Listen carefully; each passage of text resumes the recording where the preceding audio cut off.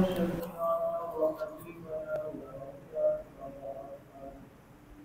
صلى الله عليه وعلى آله وأصحابه وبارك وسلم تسليما كثيرا.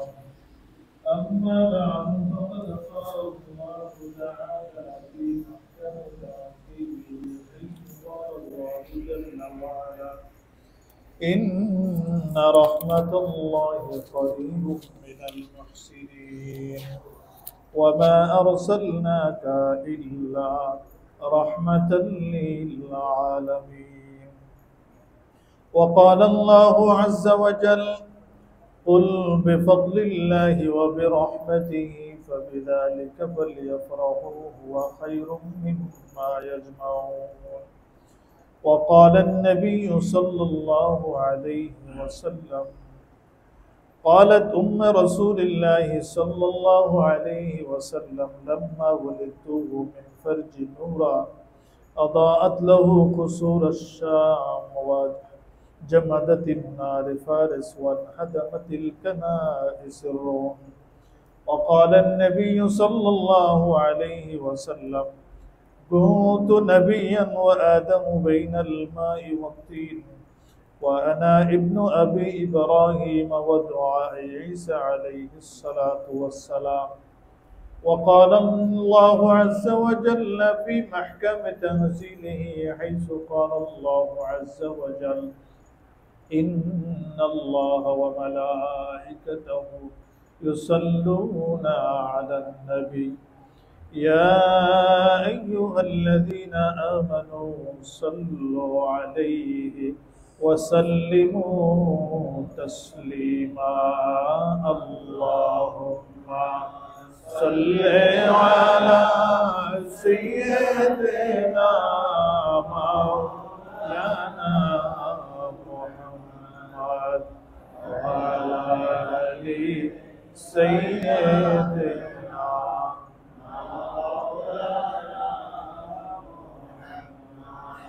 নবীর নামে যারা দিল বাই এ জগতে কান্দে না, রোজা হাসরে বাইগন তারা নবীর দেখা পাবে না। আল্লাহুম্মা সাল্লি আলা সাইয়্যিদিনা মাওলানা وعلى سيدنا مولانا عشق محبوب खुदा जिस दिल में हासिल नहीं, लाखों में हो मगर ईमान में कामिल नहीं। अल्लाहुम्मा सल्ले अला सय्यदना मौलाना मुहम्मद व अला आलि सय्यदना मौलाना। ला इलाहा इल्लल्लाह, ला इलाहा इल्लल्लाह, ला इलाहा इल्लल्लाह, ला इलाहा इल्लल्लाह मुहम्मदुर रसूलुल्लाह सल्लल्लाहु अलैहि वसल्लम।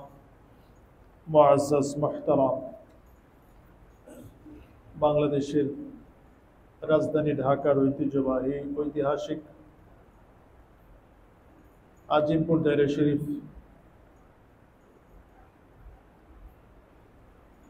এর জামে মসজিদে উপস্থিত এই দরবারের বর্তমান কাদিনী শিল্পী সাহেব কেবলা, উপস্থিত এই দরবারের খানদানের সম্মানিত মুরব্বিয়ানে সদস্যবৃন্দ, উপস্থিত সর্বস্তরের আশেকান, জাকেরান, মুরিদান, মুহিব্বান এবং খানদান, আল্লাহ পাকের শাহী দরবারে কোটি কোটি শুকর আদায় করি এই জন্যেই যে আল্লাহ পাক আমাদেরকে দয়া করে মায়া করে পবিত্র রবিউল আউয়াল মাসের আজকের এই দ্বিতীয় শুক্রবারে আল্লাহর ঘর মসজিদে এসে বসার তৌফিক দান করেছেন। শুকরিয়া দান সকলে বলি আলহামদুলিল্লাহ।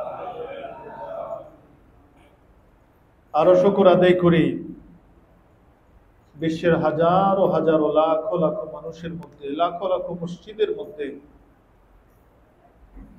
কেউ আজকে আমার নবীর মহব্বত নিয়ে মসজিদে গিয়েছে, কেউ নবীর প্রতি মহব্বতহীন ভাবে গিয়েছে। নবীর প্রতি ভালোবাসা কেউ করুক, ভালোবাসুক, নেক মহব্বত করুক, নবীর স্তুতি গাক, নবীর প্রশংসা করুক, এটা পছন্দ করে না।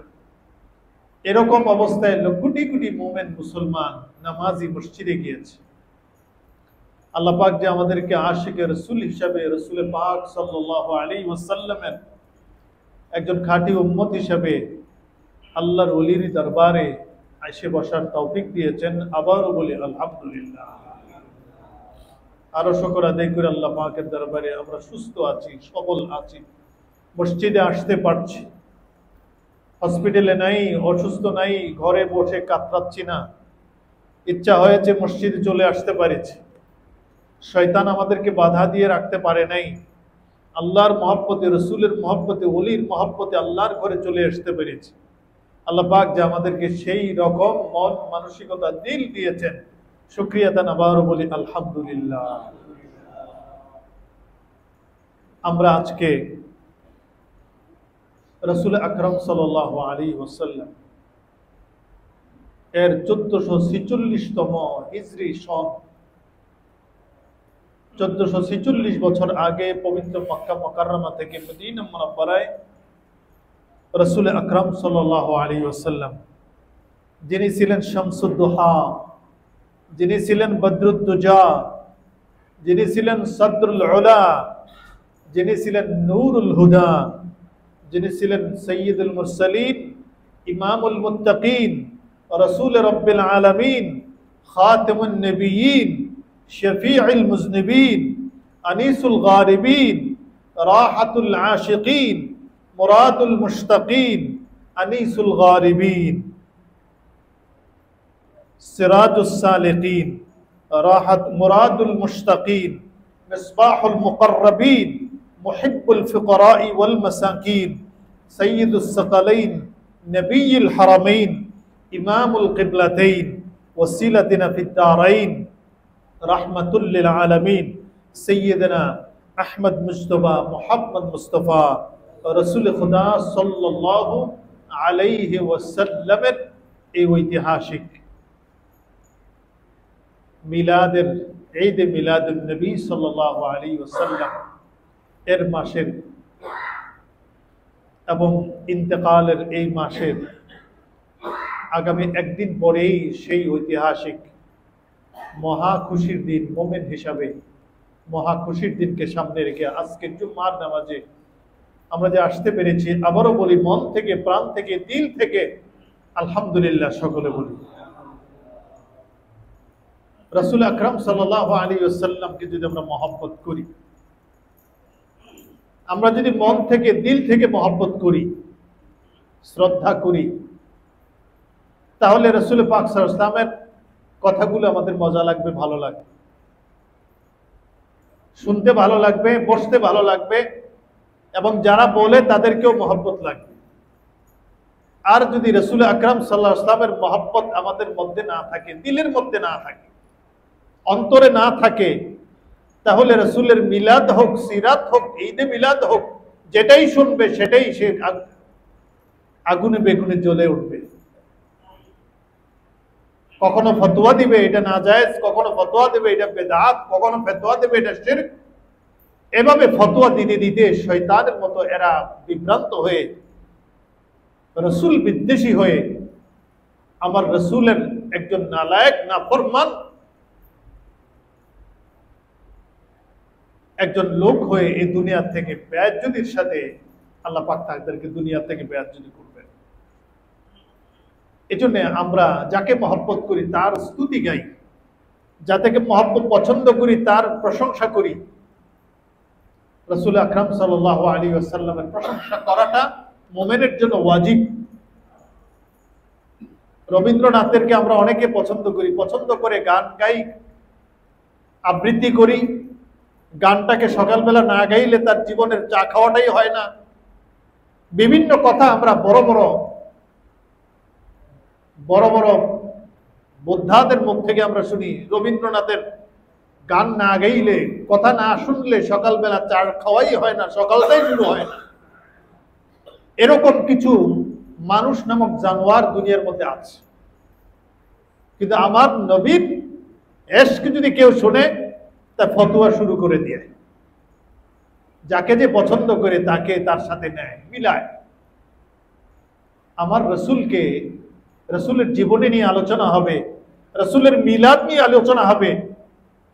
আমার রসুল দুনিয়ায় এসছেন, এর চাইতে খুশি এবং আনন্দের আমার মনে হয় একজন মোমেনের কাছে আর কিছুই নেই। সেটা যদি এখন থেকে 1500 বছর আগে আমরা থাকতাম, তখন সেটার মূল্যটা আমরা বুঝতে পারতাম।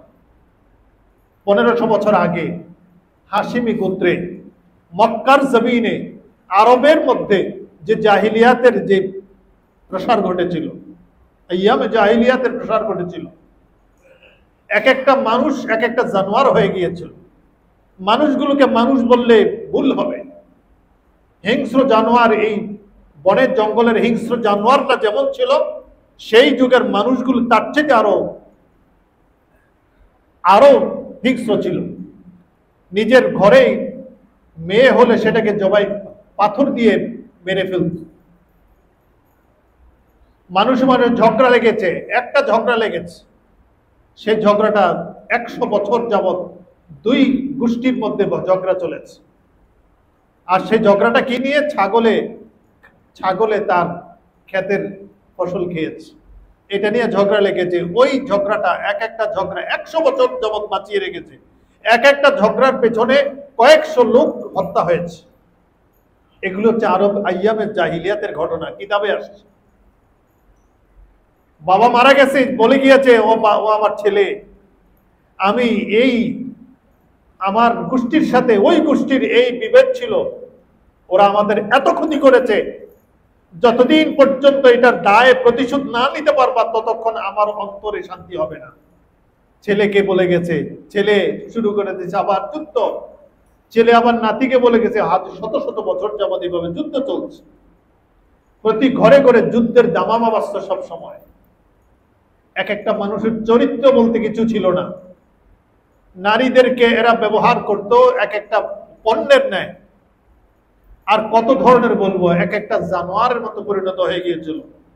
না কোনো মানুষের আকৃতি প্রকৃতি, না আমলে, না আখলাকে, না চরিত্রে, কোনো দিক দিয়ে মানুষের মতো ছিল না এই লোকগুলো, আইয়ামে জাহিলিয়াতের লোকগুলো। আমার নবী, আপনার নবী, আখিরি নবী, দু জাহানের নবী, সৈয়দুল মুরসালিন রাহমাতুল লিল আলামিন আহমদ মুস্তফা, মোহাম্মদ মুস্তফা সাল্লাল্লাহু আলাইহি ওয়াসাল্লাম এই জমিনের মধ্যে যখন এসছে, আসার সাথে সাথে আল্লাহ পাক ঘোষণা করলেন, আল্লাহু আযজা ওয়া জাল কুল বিফাদলিল্লাহি ওয়া বিরহমাতিহি ফাবিযালিকা ফালিয়াফরাহু। হে রাসূল, আপনি আপনার উম্মতদেরকে বলে দেন, কিয়ামত পর্যন্ত যারা আপনার উম্মত হবে তাদের সবাইকে বলে দেন, বিফাদলিল্লাহি ওয়া বিরহমাতিহি, আমার ফজল এবং রহমতে আপনাকে যে পাঠিয়েছি রহমত স্বরূপ, এটা আমার একটা দয়া, আমার একটা করুণা। এই জন্য আপনারা আনন্দিত হতে পারেন, নিজেরা খুশি করতে পারেন, নিজেরা খুশির আনন্দ উল্লাস করতে পারেন। এই রহমত হচ্ছে আমার নবী, আপনার নবী, আখিরি নবী, এই রহমাতুল লিল আলামিন। আল্লাহ পাক ঘোষণা করেছেন, ইন্না রাহমাতাল্লাহি করিবুম মিনাল মুহসিনিন। হাদিসে আসছে, ব্যাখ্যায় আসছে, কোরআন শরীফের ব্যাখ্যায় আসছে, যত রহমত আছে সব রহমতটাই হচ্ছে আমার নবী। আরেকটা আসছে, ওয়ামা আরসালনাকা ইল্লা রাহমাতাল লিল আলামিন। সব জায়গায় রহমত মানে হচ্ছে আমার নবীর কথা বলা হয়েছে। এই রহমত যদি না আসতো দুনিয়ায়, ওয়ামা আরসালনাকা ইল্লা রাহমাতাল লিল আলামিন, হে রাসূল, আমি আপনাকে এই দুনিয়াবাসীর জন্য রহমত ছাড়া কিছুই পাঠাইনি, আপনি একটা রহমত, আপনাকে রহমত স্বরূপ পাঠিয়েছি। কিভাবে? সেই রহমতটা কিভাবে হলো? قال النبي صلى الله عليه وسلم بأن قالت رسول الله صلى الله عليه وسلم لما ولدته من فرجي نورا أضاءت له قصور الشام। রাসূল পাক সাল্লাল্লাহু আলাইহি ওয়াসাল্লাম বলেছেন, আল্লাহ রাসূল সাল্লাল্লাহু আলাইহি ওয়াসাল্লামের আম্মা বলেছেন, মা আমিনা বলেছেন, যখন আমি এই মুহাম্মদ সাল্লাল্লাহু আলাইহি ওয়াসাল্লামকে আমার পেট থেকে যখন ভূমিষ্ঠ হয়েছে, লাম্মা ওয়ালিদতুহু মিন ফারজি নূরা, আমার পেট থেকে যেন একটা নূর বের হয়ে গেছে, নূর বের হয়ে গিয়েছে, আলো ছটা বের হয়ে গিয়েছে। বের হওয়ার পর আদাআত লাহু কুসুরাশ শাম, তৎকালীন যুগে বর্তমানে যেভাবে জনবসতিপূর্ণ সারা বিশ্বে জনবসতি আছে, সারা বিশ্বে নয়, এখনো এই পৃথিবীর 2/3 এখনো খালি আছে, এখনো জনবসতি হয়নি, পানি আর পাহাড় আছে, এক অংশের মধ্যে শুধু জনবসতি রয়েছে। তখন মনে হয় 10 ভাগের 1 ভাগও জনবসতি ছিল না, আল্লাহ নবী সাল্লাল্লাহু আলাইহি ওয়াসাল্লাম যখন দুনিয়ায় ছিলেন। যতটুকু জায়গা জনবসতি ছিল তার মধ্যে সবচাইতে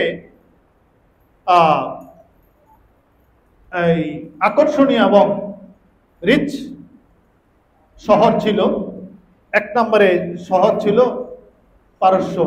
পারস্য সাম্রাজ্য, 2 নম্বর হচ্ছে রোম সাম্রাজ্য, 3 নম্বর হচ্ছে শাম, মুলকে শাম।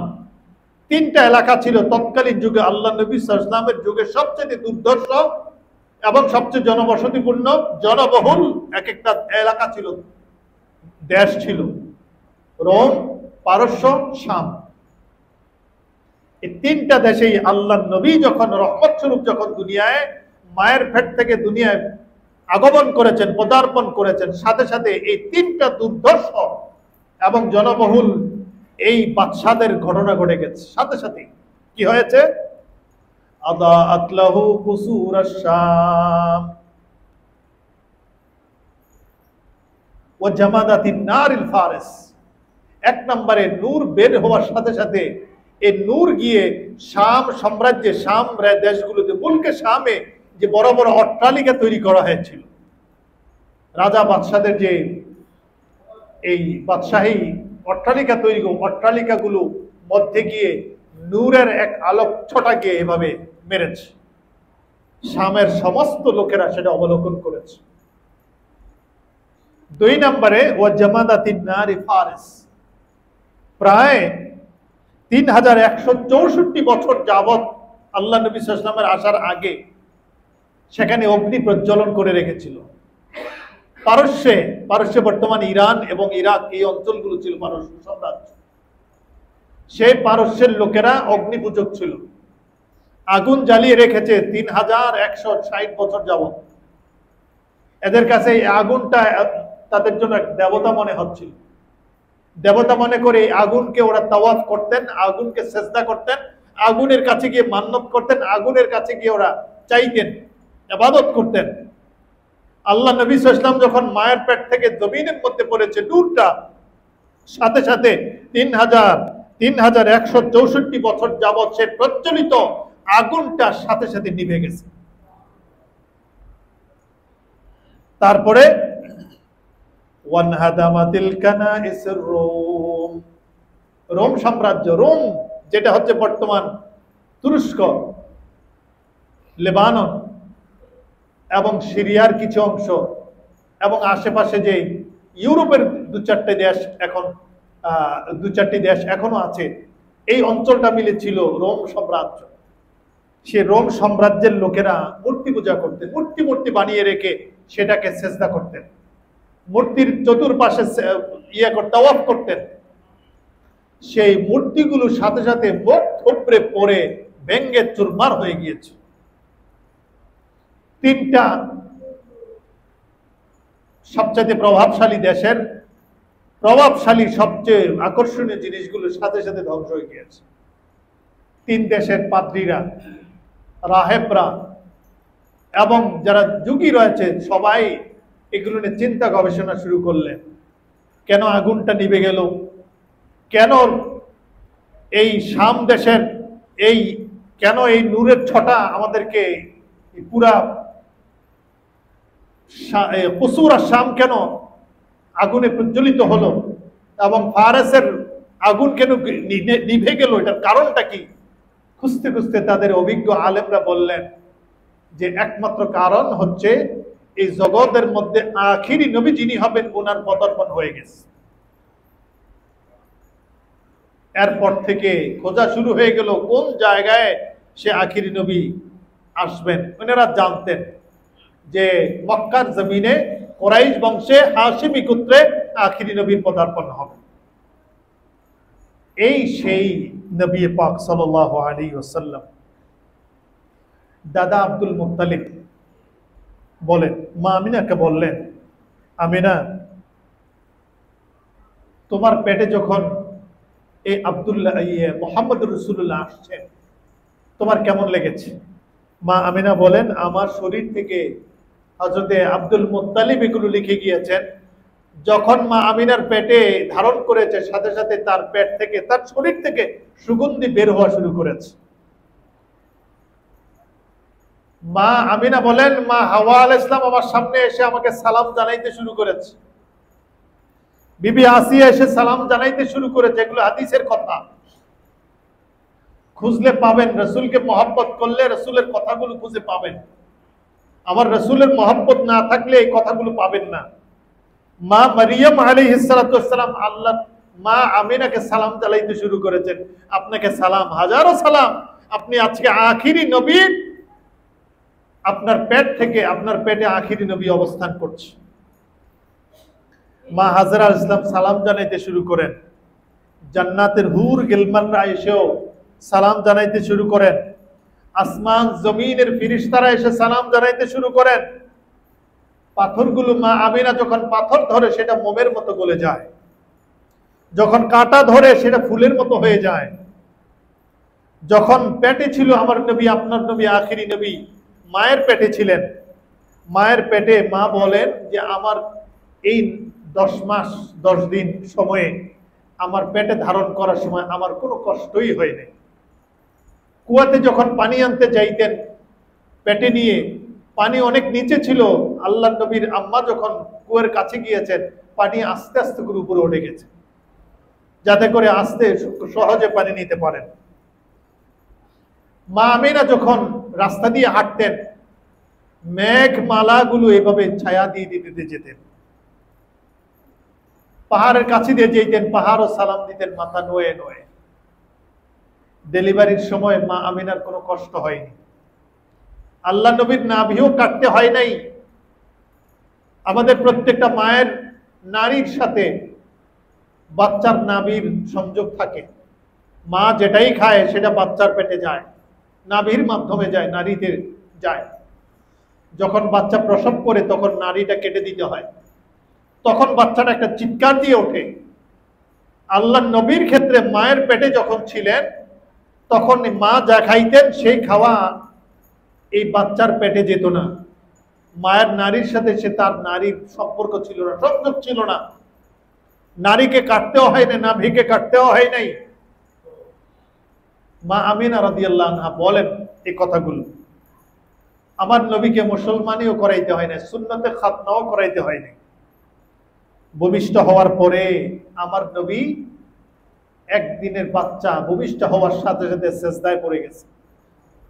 মা আমিনার কথা এগুলো। মা আমিনার কথাগুলোকে হযরতে আল্লাহ নবীর দাদা এগুলোকে কুট করেছেন, এই দাদার কথাগুলো আমার নবী কুট করছেন। ভূমিষ্ঠ হওয়ার পরে উপরের দিকে আঙ্গুল দিয়ে ইশারা করে আশহাদু আল্লা ইলাহা করেছেন, এবং ভূমিষ্ঠ হওয়ার কিছুক্ষণের মধ্যে কিছু সময়ের জন্য গায়েব হয়ে গিয়েছিল। গায়েব হয়ে গিয়েছিল, পাচ্ছিল না, মা পাচ্ছে না বাচ্চা কোথায় গেল। সেই গায়েব হওয়ার সময় কিছুক্ষণ সময়ের মধ্যে সারাটা দুনিয়ার কাছে এই ছোট্ট মুহাম্মদ সাল্লাল্লাহু আলাইহি ওয়াসাল্লামকে পরিচয় করিয়ে দিয়েছেন সারা দুনিয়ার জগতের কাছে। গাছপালা, মানুষ জান জীবজন্তু জানোয়ারের কাছে, আসমান জমিনের কাছে, সবার কাছে যে আখিরি নবী দুনিয়ায় পদার্পণ করেছে, এই হচ্ছে আখিরি নবী। সেই রাসূল আমাদের দুনিয়ায় এসেছে।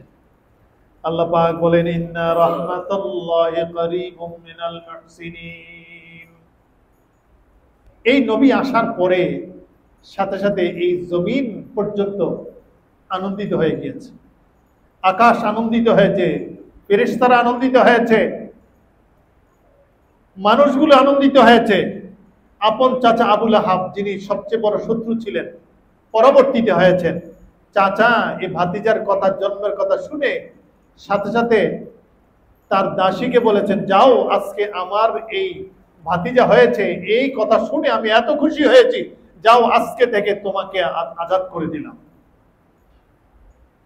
এভাবে মানুষগুলো এত খুশি হয়েছিল, আসমান খুশি হয়েছে, জমিন খুশি হয়েছে, আসমানের সমস্ত ফেরেশতারা খুশি হয়েছে, জমিনের সমস্ত জীবজন্তু জানোয়ার খুশি হয়েছে। আল্লাহ পাক বলেন, কুল বিফাদলিল্লাহি ওয়া বিরহমাতিহি, হে রাসূল আপনি বলে দেন, এটা আমার ফজল, আমার করম। যেই মানুষগুলো জানোয়ার হয়ে গিয়েছে, সে জানোয়ারগুলোকে মানুষ বানানোর জন্য, যেগুলো জাহান্নামী হয়ে গেছে সেগুলোকে জান্নাতি বানানোর জন্য, যেগুলোর কাছে কোনো কিতাব ছিল না সেই কিতাব দেওয়ার জন্য আমি আপনাকে রহমত স্বরূপ দুনিয়ার জমিনে পাঠিয়েছি। সুতরাং এই জমিনবাসীর উচিত আনন্দ করা, ফুর্তি করা, শুকর করা, সন্তুষ্টি প্রকাশ করা। ওয়াবিফাবিযালিকা ফালিয়াফরাহু, আমরা সকলে আনন্দিত। আমার নবী এসেছিলেন, আমরা আজকে সেই দিন পেয়েছি, ঈমান পেয়েছি, আমল পেয়েছি, সে নামাজ পেয়েছি, সে পাক পবিত্রতা পেয়েছি, সে বিবাহ শাদী পেয়েছি, নিয়ম কানুন পেয়েছি, সুন্নত পেয়েছি, সে টুপি পেয়েছি, সেই দাড়ি আমরা পেয়েছি, সে সালামের মতো সে এত সুন্দর অভিনন্দন পেয়েছি, আহলান ও সাহলানের মতো, মসজিদে আসার মতো, কাতার সোজা করে দাঁড়ানোর মতো, মেহমানদারি করার মতো কত কত সুন্নতের আমরা পেয়েছি আমার নবী থেকে, আপনার নবী থেকে। সকলের মধ্যে ভাই ভাই করে ভালোবাসা বন্ধনে আমরা আবদ্ধ হয়েছি। আমার নবীকে নিয়ে আলোচনা করলে এটা হচ্ছে মিলাদুন নবী সাল্লাল্লাহু আলাইহি ওয়াসাল্লাম। মিলাদুন নবী মানে হচ্ছে আমার নবীর জীবনের উপর আলোচনা করা, আমার নবী কি করে গেছেন এবং বর্তমানে কি করতেছেন এবং ভবিষ্যতে কি করবেন, এই তিনটার উপর আমার নবীর জীবনী আলোচনা করলে এটাকে বলা হয় ঈদে মিলাদুন নবী সাল্লাল্লাহু আলাইহি ওয়াসাল্লাম। এই আলোচনা করাটা সুন্নাত। এই আলোচনা যারা বসবে, এদের নফল নামাজ পড়লে যে সওয়াব হবে এর চেয়ে বেশি সওয়াব হবে। আমার নবীর আলোচনা যারা বসবে, যারা শুনবে, যারা সেই অনুযায়ী আমল করার নিয়ত নিয়ে বসবে। আর এই আমার নবীর জীবনী আলোচনা করাটা ওয়াজিব প্রত্যেক মুমিনের জন্য, মুসলমানের জন্য। আল্লাহ পাক বলেন, ইন্নাল্লাহা ওয়া মালাইকাতাহু ইউসাল্লুনা আলান নবী ইয়া আইয়ুহাল্লাযীনা আমানু সাল্লু আলাইহি ওয়া সাল্লিমু তাসলিমা। সাল্লু আলাইহি মানে হচ্ছে আমার নবীর স্তুতি গাও, আমার নবীর দুরূদ শরীফ পড়ো, আমার নবীর প্রশংসা করো, আমার নবীর উপরে দুরূদ পড়ো। এটাই হচ্ছে সাল্লু আলাইহি।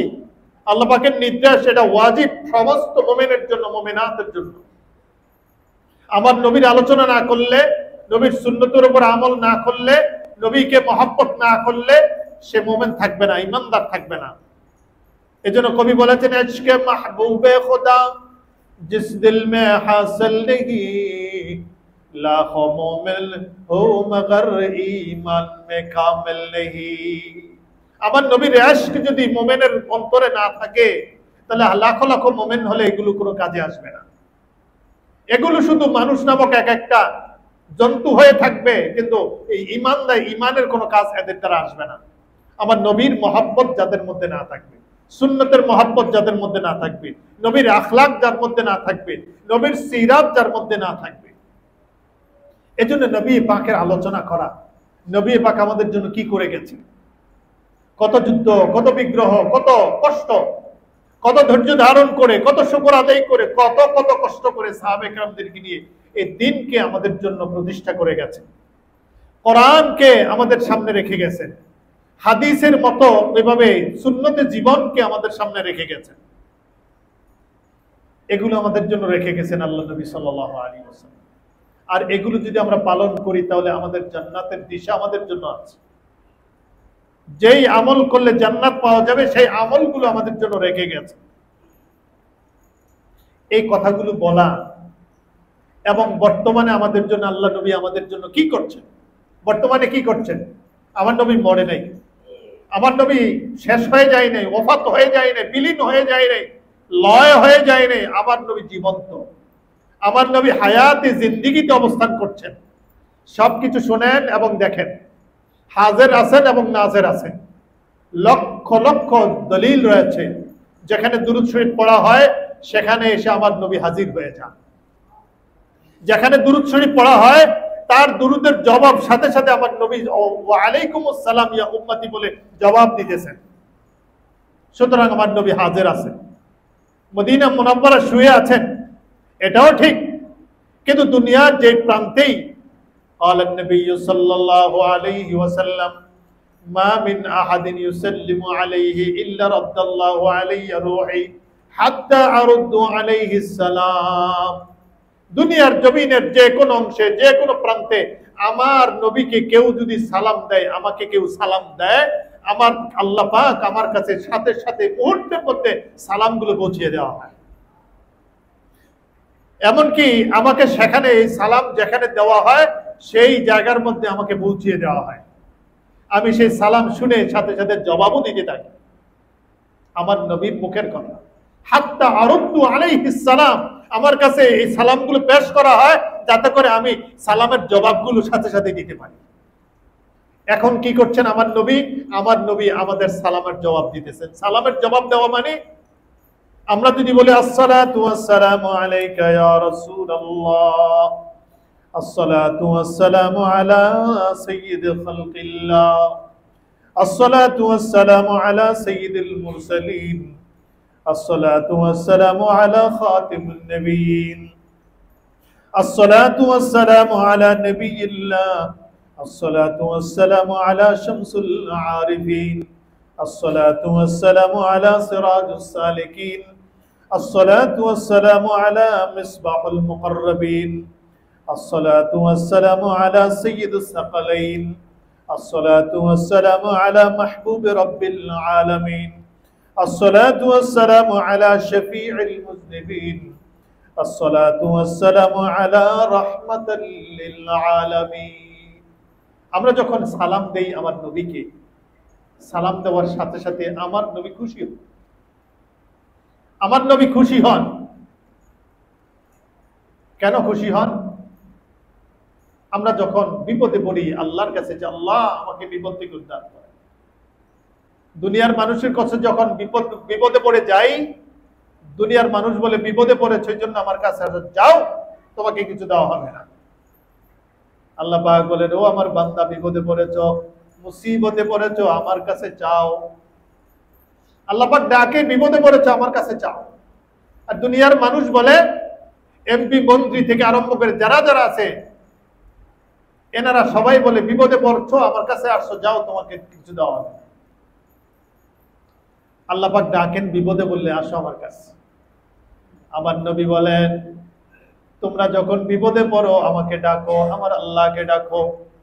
আমাকে যখন সালাম দাও মহব্বত করে, আমার প্রতি যখন রহমতের জন্য আল্লাহর কাছে সালাম দাও, আসসালাতু আসসালামু আলা রাসূলিল্লাহ, আল্লাহর কাছে যখন আল্লাহ আপনার এই রাসূলের উপরে, আল্লাহর রাসূলের উপরে আপনার সালাম এবং শান্তি বর্ষিত হোক। আল্লাহ নবী বলেন, আমি এত খুশি হই আমাকে যখন কেউ সালাম দেয়, কেউ যখন সালাতু সালাম দেয়, আমি এত খুশি হই। খুশি হয়ে সাথে সাথে আল্লাহকে বলতে, আল্লাহ এই দেশের এই বাড়ির এই লোকের ছেলে আমাকে সালাম দিয়েছে, ওয়া আলাইকুমুস সালাম ইয়া উম্মতি। আমি সাথে সাথে তার সালামের জবাব উল্টা করে দেই, আল্লাহ এই লোকে আমাকে সালাম দিয়েছে, আল্লাহ এই লোকের প্রতি আপনি সালাম বর্ষণ করেন, শান্তি বর্ষণ করেন। আল্লাহ নবী যখন আমার জন্য আপনার জন্য আল্লাহর কাছে দরখাস্ত করবেন, দরখাস্তটা 100-তে 100 কবুল। এজন্য সালাম দিলে আল্লাহ নবীর উপর দুরূদ শরীফ পড়লে এটার কোনো ব্যতিক্রম নাই, এটা কবুল হয়েছে কি হয় নাই এটার কোনো সন্দেহের কোনো কারণ নাই। কিন্তু আমরা 2 রাকাত নফল নামাজ পড়লে কবুল হইতেও পারে, নাও হইতে পারে। একটু টাকা আমরা দান করলাম, সদকা দিলাম, এটা কবুল হইতেও পারে, নাও হইতে পারে। কিন্তু আমার নবীর উপরে যখন দুরূদ শরীফ পড়ব, আল্লাহ নবী বলেন ইয়াকফি হাম্মাক ওয়া ইয়াগফির যামবাক, যখন আমার উপরে দুরূদ শরীফ পড়বা তাহলে এই দুরূদ শরীফ পড়ার কারণে তোমার যত অভাব অনটন, যত দুশ্চিন্তা আছে সবকিছুর জন্য যথেষ্ট হইবে। ওয়া ইয়াগফির যামবাক, এবং আমার দুরূদ শরীফ পড়লে তোমার সমস্ত গুনাহ মাফ হয়ে যাবে। দুরূদ শরীফ পড়া মানে রাসূলের দোয়া আমরা আল্লাহর কাছ থেকে নেওয়া, আল্লাহ রাসূলকে আমাদের জন্য দোয়া করার জন্য বলা। এই জন্যে রাসূল পাক সাল্লাল্লাহু আলাইহি ওয়াসাল্লামের মহব্বত করে, আল্লাহ রাসূলকে মহব্বত করে কত লোকে কত কিছু গেয়েছে। যায় যে মহব্বত করে যেটা গায় সেটা কিয়ামত পর্যন্ত চলে। হযরত শেখ সাদী রহমাতুল্লাহ আলাইহি, শেখ সাদী রহমাতুল্লাহ আলাইহি একটা আল্লাহ নবীর মহব্বত করে মন থেকে প্রাণ থেকে একটা লাইন গেয়েছিল।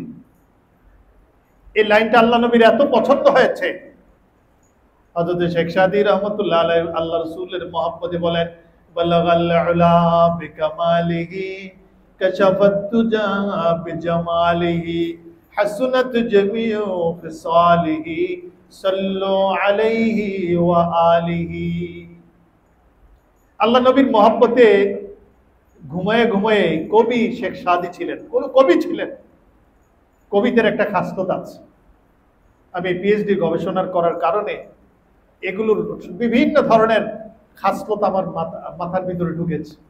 কবি যারা হয়, কবিতারা যারা লিখে, এদের মধ্যে কিছু মজনুন না থাকলে, পাগলামি না থাকলে এরা কবিতাও লিখতে পারে না। শেখ সাদী রহমাতুল্লাহ আলাইহি আমার নবীর মহব্বতে পাগল হয়ে গেছেন, পাগল হয়ে বলতেছেন বালাগাল উলা বিকামালিহি, হে রাসূল আপনার পূর্ণতা এত এত উঁচুতে পৌঁছেছে।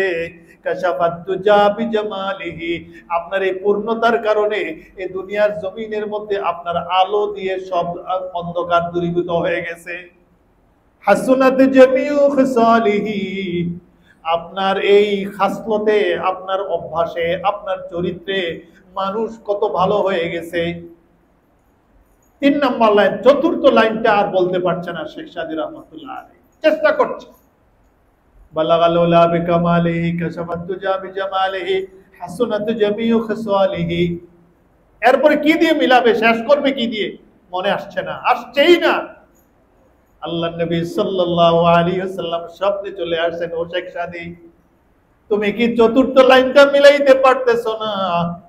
আমি বলতেছি তুমি সেটা লিখে রাখো, তুমি কি এই কথাটা দিয়ে পূরণ করতে পারো না? বলো আমার সাথে বালাগাল উলা বিকামালিহি কাশাফাত তুজা বিজামালিহি হাসনাত জামিউ খিসালিহি সাল্লু আলাইহি ওয়া আলিহি।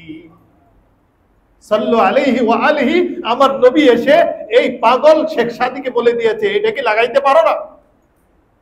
কিয়ামত পর্যন্ত আশিকে রাসূল রে গাইয়ে যাবে পাগলের মতো। এই যারা আমার নবীর মহব্বতে যারা গাইবে তাদের অবস্থা এরকম হবে।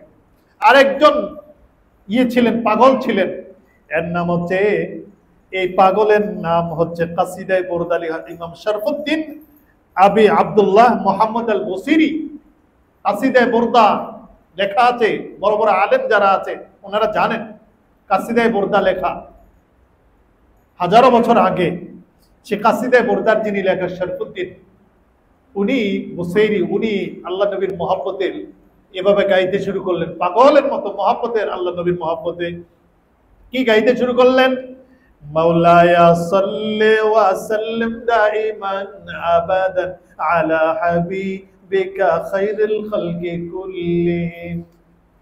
এইভাবে মুখে মুখে বলা শুরু করেছে আমার নবীর মহব্বত। আল্লাহ নবী একদিন স্বপ্নে আসছেন, ও বুসাইরি, এই যে লোকটা তোমার কাছে আসছে তার হাতটা লুলা, হাতে কাজ করে না, মাথায় কাজ করে না, এরকম বিভিন্ন লোক আছে। তুমি যে গেয়েছো, যে আমার প্রশংসা করে যেই কাসিদা বোরদাটা তুমি গেয়েছো, এই কাসিদাটা পড়ে তুমি একটু ফু দিয়ে দাও, হাতটা ইয়ে করে দাও, মালিশ করে দাও, দেখবা সে ভালো হয়ে গেছে। এই আল্লামা বসিরি রহমতুল্লাহ আলাইহি বলেন, আমি আমার নবী আমাকে স্বপ্নে দেখিয়েছে, আমি কাসিদা বোরদাটাকে পড়ে ফু দিয়ে মালিশ করে দিয়েছি, তার হাতটা ভালো হয়ে গেছে, তার মাথাটা ভালো হয়ে গেছে, তার চোখটা ভালো হয়ে গেছে।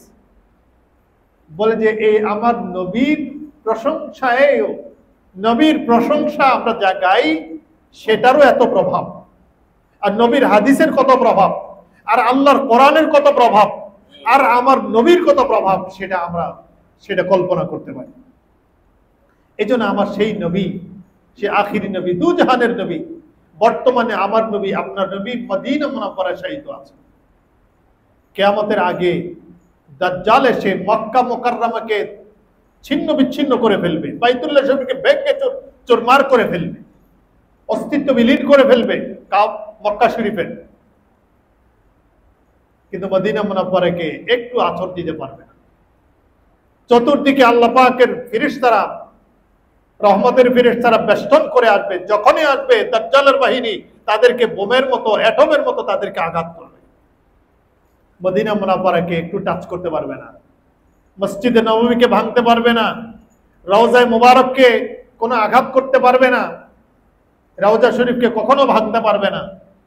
আজকে আমরা অত্যন্ত মর্মাহত এই দেশের অবস্থা শুনে দেখে, যেখানে আল্লাহর ওলি আছেন সেখানে মাজার আছে, জিয়ারতের ব্যবস্থা। মাজার মানে হচ্ছে জিয়ারত। আমরা কিছু শুনলে আমরা একবার তেলে বেগুনে জ্বলে উঠি।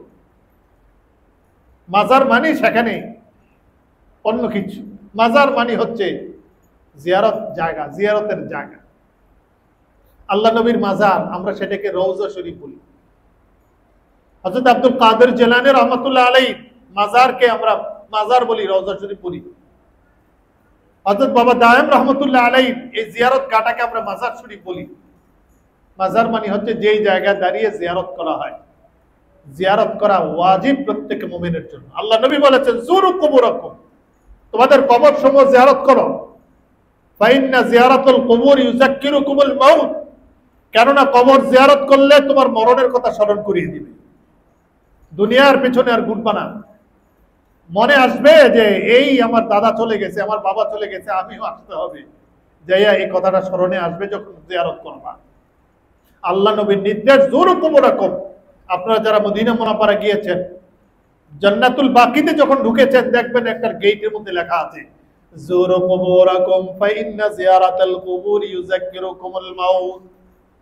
শুধু বাংলাদেশে বলি না, এটা মদিনা মুনাওয়ারায় মাকবারায় বাকিয়াল গারকাত যেটাকে বলা হয় হাদিসের ভাষায়, যেটাকে জান্নাতুল বাকি কবরস্থান বলা হয়, সে কবরস্থানের গেটের মধ্যেও লেখা আছে তোমরা কবর সমূহ জিয়ারত করো। সুতরাং কবরকে জিয়ারত করা প্রত্যেক মুমিনের জন্য উচিত।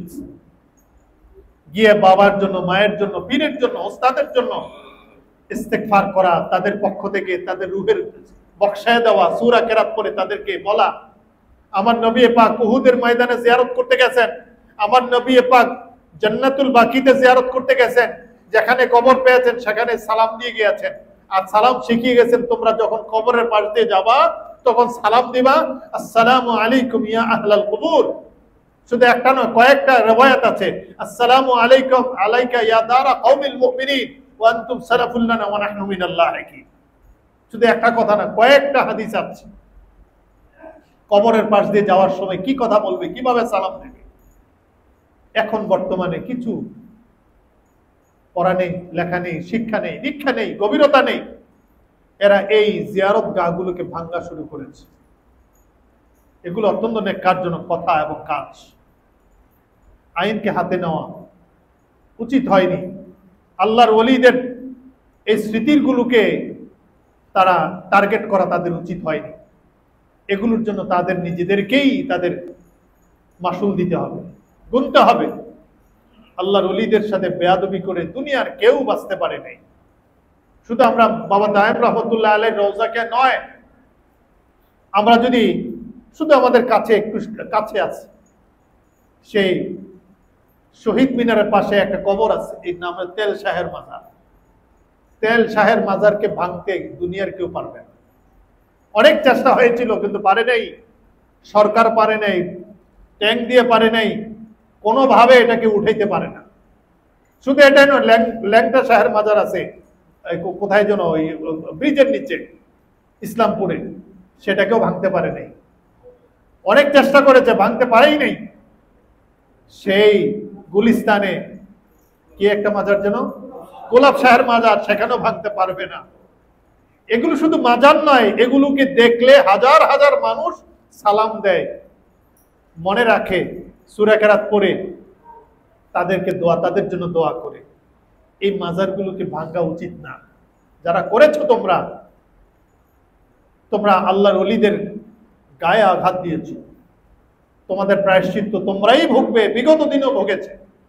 আমার নবীর কথা শুনলে, ঈদে মিলাদুন নবীর কথা শুনলে তোমাদের গায়ে জ্বালা আসে। তোমরা তো ইহুদিদের চর, ইহুদিদের বাচ্চা, ইহুদিদের গোলাম, তাদের টাকায় তোমরা চলো। না হয় আমার নবীর কথা শুনলে কেন তোমাদের মায়া লাগে না? নবীর কথা শুনলে কেন স্বাভাবিকভাবে নিতে পারছো না? কেন এটাকে বেদাত নিয়ে আসো, শিরক নিয়ে আসো, অবৈধ নিয়ে আসো? আমার নবী যেখানে যেই কথাই বলেছে সেটাকে আমরা মানি। আমার নবী এখনো আমাদের জন্য দোয়া করছেন আল্লাহর কাছে, আর হাসরের ময়দানে আমাদের জন্য শাফায়াত করবেন। হাসরের ময়দানে আমাদের জন্য হাউজে কাউসারের পানি আমাদের জন্য পান করাইবেন এবং আমাদের সুপারিশ করবেন আমাদের জন্য। সেজদায় পড়ে যাবেন উম্মতে মুহাম্মদের জন্য, মানুষের জন্য, যে আল্লাহ, একটা মুমিন, একটা মুসলমান, একটা উম্মত যতক্ষণ পর্যন্ত জাহান্নামে থাকবে ততক্ষণ আমার মাথা উঠাবো না। আল্লাহ পাক বলল, ইয়া রাসূলুল্লাহ, আপনি মাথা উঠান, আপনার দোয়া কবুল, আপনার সকল উম্মতকে আমি জান্নাতে দিয়ে দিলাম। এই কাজ তো আমার নবী করেছেন, বর্তমানে করছেন এবং ভবিষ্যতেও করবেন। এই নিয়ে আলোচনা করলে আমাদের কোনো কি ঈমান বাড়বে না কমবে? আমাদের ঈমান বাড়বে। এগুলো আলোচনাই হচ্ছে ঈদে মিলাদুন নবীর আলোচনা। ঈদে মিলাদুন নবীর আলোচনা মানেই হচ্ছে এগুলো আলোচনা। আমার নবী কিভাবে খাইতেন, কিভাবে প্রস্রাব করতেন, কিভাবে দাঁড়াইতেন, কিভাবে কথা বলতেন, কিভাবে সালাম দিতেন, কিভাবে পরিবার পরিজন নিয়ে বাজার ঘাট করতেন, কিভাবে ইনকাম করতেন, কিভাবে চলাফেরা করতেন, সমাজ নিয়ে, নামাজ নিয়ে, আমল নিয়ে, আখলাক নিয়ে, এগুলোর উপর আলোচনা করলে কোথায় দোষ তোমরা পাও? রবিউল আউয়াল মাস আসলে তোমরা এই দুরূদ শরীফ পড়লে আর নবীর উপর আলোচনা করলে তোমাদের গা জ্বালা হয়। তোমরা আমার নবীর দুশমন। এরা নবীর দুশমন। নবীর দুশমন হচ্ছে কাফের, মুশরিক, ইহুদি, নাসারা, মুনাফিক। এরা হচ্ছে নবীর দুশমন। তোমরা যদি তাদের দলভুক্ত হও তাহলে প্রকাশ্যে চলে যাও। গোপনে গোপনে আমার নবীর একদিকে মাথায় টুপি, আরেকদিকে দাড়ি, আরেকদিকে নবীর দুশমনী, এটা মুনাফিকি করো না। ইন্নাল মুনাফিকিনা ফিদ দারকিল আসফালি মিনান নার। মুনাফিকদের জায়গা হচ্ছে জাহান্নামের সর্বনিম্ন স্তরে। এজন্য আজিমপুর দায়রা শরীফ হচ্ছে আল্লাহর ওলির হক দরবার। একটি কথা বলে শেষ করে দিচ্ছি। হিন্দুস্তান থেকে এই বাংলার জমিনে এসেছিল হযরতে কারামত আলী জৈনপুরী রহমতুল্লাহ আলাইহি। প্রথম এসে ওনারা নৌকা দিয়ে চলতেন, বাংলার জমিনে এসেছেন। তখন নৌকা ছাড়া উপায় ছিল না, পানি, নদী বেষ্টিত দেশ ছিল, পানি আর পানি ছিল। নৌকায় করে আসতেন। এসে প্রথম নোয়াখালী অঞ্চলে আসলেন। ওনার একটা জোশ ছিল, যেখানে বেদাত, যেখানে শিরক, সেখানে ওনার প্রতিবাদ ছিল। উনি কোথায় শুনেছেন যে নোয়াখালী এক জায়গায় গান বাদ্য হয়, নাচানাচি হয়, সেখানে গিয়ে গান বাদ্য বন্ধ করে দেবো একবার। সেখানে গিয়েছেন, সেই দরবারে গিয়েছেন, গিয়ে দেখেন সেখানে সামা গাইতেছেন, আল্লাহর জিকির করতেছেন আর সামা গাইতেছেন। গিয়ে বলছেন, আপনারা এই সামা বন্ধ করেন, এটা নাজায়েজ, হারাম, শিরক। তখন সেই মুরব্বী যিনি গাইতেছিলেন উনি বলছেন, ঠিক আছে বাবা, তোমার কথা আমি বন্ধ করে দিলাম। বন্ধ করার পরেও সামা চলতেছে, লা ইলাহা ইল্লাল্লাহ, লা ইলাহা ইল্লাল্লাহ। সামা চলতেছে, জিকিরও চলতেছে। উনি বন্ধ করে রেখেছেন, আমি তো বন্ধ করে ফেলেছি, দেখো চলতেছে। পরে এই লোকের ঘরে থাইকা ওই লোকের মেয়েকে বিবাহ করে সেই জায়গায় এখন বর্তমানে আস্তানা রয়েছে জৈনপুরে বিশ্বাস হুজুরের। সেই জৈনপুর থেকে, সেই নোয়াখালী থেকে ঢাকায় এসেছিল এই দরবারে। তখন হযরতে লকিতুল্লাহ রহমতুল্লাহ আলাইহি জামানা। হযরত লকিতুল্লাহ রহমতুল্লাহ আলাইহির জামানা তখন। এসে উনি শুনে আসছেন এই আজিমপুর দাইরি শরীফে এখানেও শিরক হয়, বেদাত হয়। এসে যখন দেখেছে অবস্থাটা কি, ভিতরে ঢোকার পরে তার আগুনের শরীরের মধ্যে জ্বালা শুরু হয়ে গেছে। এখানে এত ওলিদের কারামত আছে, এত জজবা রয়েছে, এটা দেখে উনি সহ্য করতে পারেননি। এখানে কিছু না বলে টলে আবার চলে গেছেন, যিনি পীর সাহেব ছিলেন ওনার কাছে সালাম সালাম করে চলে গেছেন, কিছু বলেন নাই। কি প্রতিবাদ করবে? আসার পরে আল্লাহর ওলি যারা, আল্লাহ ওয়ালা যারা, আল্লাহর ওলিদের এরিয়ার মধ্যে ঢুকলে তাদের খবর হয়ে যায়। এই জন্য যারা মহব্বত করে ওলিদেরকে, আল্লাহ ওয়ালাদেরকে, এই দায়রা শরীফের চৌহদ্দির ভিতরে ঢুকলে আপনার শরীরের মধ্যে প্রাণ চাঞ্চল্য আসবে, অন্তর খুলে যাবে, মহব্বত চলে আসবে, আপনার পেরেশান দূর হয়ে যাবে। আপনি নিজেই একটু পরীক্ষা করে দেখবেন। আপনি অনেক পেরেশানে আছেন, দায়রা শরীফের ভিতরে চলে আসেন, আয়েশা আল্লাহর ওলির মাজার জিয়ারত করেন, দেখবেন আপনার পেরেশান দূর হয়ে গেছে, আপনার অভাব দূর হয়ে গেছে, আপনার মন প্রাণ দিল স্বাভাবিক হয়ে গেছে। এগুলো ওলিদের কারামত। ওলিরা জীবন দশায়ও মানুষকে দিশা দেয়, মৃত্যুর পরেও তারা মানুষকে দিশা দিয়ে থাকে, কিয়ামত পর্যন্ত দিতেই থাকবে। এই জন্য এই মাজারগুলোকে ভাঙ্গার কোনো প্রয়োজন নেই, ভাঙবেন না। এই মাজারগুলোকে ভাঙ্গায় সহযোগিতাও করবেন না। তবে মাজারকে নিয়ে যত অন্যায় অপরাধ হয়,